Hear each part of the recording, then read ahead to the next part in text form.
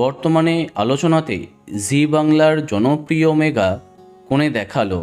নানা কারণে চর্চায় এই মেগা।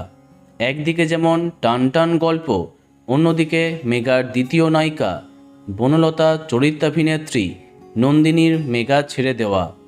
সম্প্রতি কারো বিরুদ্ধে কোনো অভিযোগ না রেখেই চিরদিনের জন্য এই ধারাবাহিক থেকে বিদায় নিয়েছেন তিনি। তার মেগা ছেড়ে দেবার পিছনে ঠিক কী কী কারণ আছে তা বিস্তারিত তোমাদের জানিয়েছি। তবে আমাদের চোখ থাকবে আগামী দিনে। অনেক দর্শকই জানতে চাইছিল কে হচ্ছেন নতুন বনলতা, অর্থাৎ নন্দিনীর পরিবর্তে কে আসছেন কোণে দেখালোয়।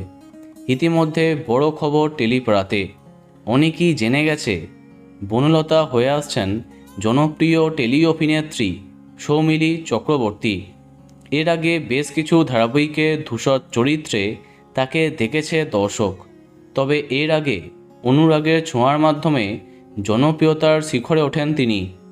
অবশেষে প্রথমবার জি বাংলার ধারাবাহিকে তাকে দেখা যাবে। শোনা যাচ্ছে ইতিমধ্যে বনলতা চরিত্রের জন্য লুক সেট করেছেন তিনি। এই সপ্তাহেই হয়তো তাকে দেখা যাবে। দেখা যাক তার আগমনে কেমন জমে ওঠে কোণে দেখালো। সম্ভবত পুরোপুরি নেগেটিভ হতে চলেছে এই চরিত্রটি। তো বন্ধুরা, এখন তোমার কি মন্তব্য কমেন্টে জানাতে পারো। আর এই রকমই আরও অনেক ভিডিও পেতে সাবস্ক্রাইব কারেন্ট বস। ধন্যবাদ।